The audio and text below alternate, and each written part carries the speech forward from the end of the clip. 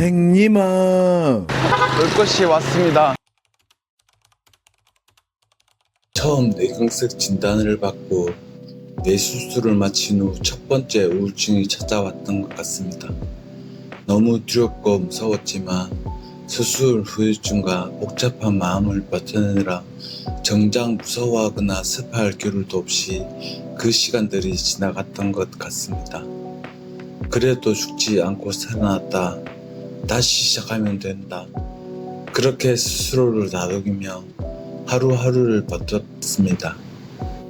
그런데 며칠 전부터 알 수 없는 무기력과 자괴감이 늪이 불청객처럼 다시 저를 찾아왔습니다. 하늘을 보면 그저 알 수 없는 눈물만 흘러내리고 난 왜 이럴까? 왜 나에게 이런 일이 생겼을까 하는 물음표만 가슴을 짓눌렀습니다. 지금까지 잘 버텨왔는데 왜 하필 지금일까? 어떤 말들이 나에게 도움이 될까 싶어 인터넷을 찾아보고 이런저런 영상들을 찾아봐도 수많은 정보 속에서 이 말을 들으면 이 말이 맞는 것 같고 저 말을 들으면 저 말도 맞는 것 같아 마음만 더 혼란스러웠습니다. 아마도 미래에 대한 불안과 늘 경기가 안 좋다는 세상의 말들이 만들어낸 조급함이 저를 불안의 무적행 속으로 자꾸만 끌어내렸던 것 같습니다. 많다면 많고 아직 젊다면 젊은 어중간한 나이 50대 초반. 살아보니 50대는 참 슬픈 나이이자 저에게는 참으로 힘든 시기입니다. IMF, 코비드 견디신 형님들 그전엔 그리고 저에겐 두 번의 뇌경색 어릴 적에 나에게 인생의 길을 알려주고 잘못 가고 있으면 서슴없이 잔소리를 해주던 형님이나 누님들이 계셨는데 이제는 내 곁에서 그런 분들과 한둘 연락이 닿지 않는다는 사실이 문득 새롭게 다가옵니다. 거친 바다 위에서 방향을 알려주던 인생의 나침반이 사라져버린 기분. 그 속에서 느껴지는 외로움과 먹먹함은 생각보다 훨씬 더 묵직했습니다. IMF와 코로나라는 힘든 시기를 벗어나고 비로소 다른 무언가를 시작하려고 할 때 뇌경색이 왔었습니다. 두 번의 뇌수술, 그리고 이어진 2년간의 재활. 몸이 건강하지 않으니 삶의 질이 눈에 띄게 줄어들더군요. 이제는 확실히 깨달았습니다. 육체와 정신이 건강해야 비로소 행복의 기본이 갖추어진다는 것을요. 지금의 저는 가슴속에 먹먹함과 불안함을 안고 살아가는 것 같습니다. 친한 동생이 곁에서 웃으며 말하더군요. 형, 그냥 좀 내려놓아봐. 더 내려놓으면 마음이 훨씬 편해져. 맞는 말입니다. 내려놓으면 편해지겠지요. 하지만 속으로 이런 생각이 들었습니다. 내 껍데기까지 다 벗겨진 것 같은데 이제는 더 이상 내려놓을 것도 없는 것 같은데 대체 여기서 뭘 더 내려놓으란 건지.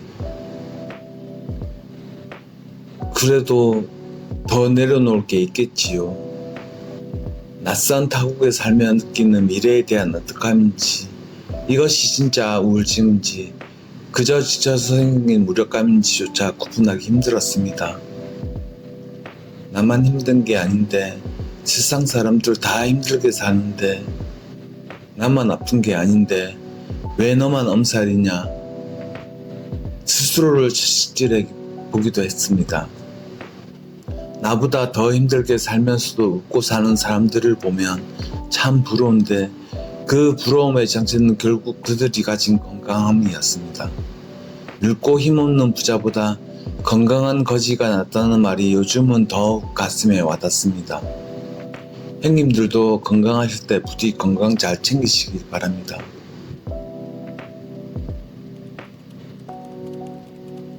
하지만 내 뿌리가 되어주는 고마운 동생들과 형님에게 솔직한 제 감정을 털어놓았을 때 동생들은 그저 가만히 들어주며 형님 다 잘 될 겁니다. 토미야 잘 될 거다 라는 말로 저를 든든하게 잡아주었습니다. 그제야 비로소 깨달았습니다. 제 주위에는 저를 지켜주는 고마운 분들이 참 많이 계신다는 것을요. 홀로 타국에서 외롭게 버티고 있다고 생각했는데 자칫 그냥 지나칠 수도 있었던 그 인연들이 알고 보니 저를 지켜주는 수호천사들이었습니다. 혼자가 아니란 사실만으로도 짓눌렀던 가슴에 한 줄기 바람이 통하는 것 같았습니다. 신은 언제나 큰 선물 앞에 시련을 먼저 주신다고 하지요.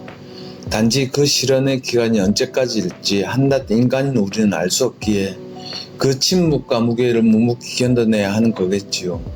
젊은 날엔 젊음이 주는 에너지가 영원한 줄 알았고 그래서 미래를 깊이 생각하지 않고 살아왔는지도 모릅니다. 어쩌면 지금 찾아온 이 우울한 녀석은 지난 날을 돌아보고 진짜 내 삶을 정리하라고 주는 값진 휴식표자 대가일지도 모르겠습니다. 그래서 전 오늘 운동화끈을 메고 다시 걷기로 했습니다.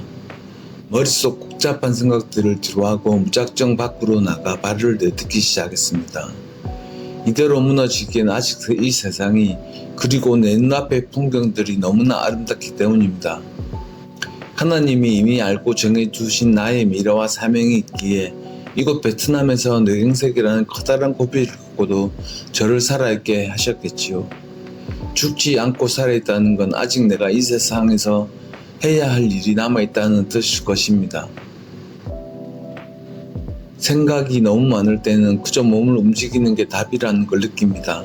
한 걸음 한 걸음 내딛을 때마다 가슴을 짓눌렀던 답답함이 조금씩 길 위에 개워지는 것 같습니다.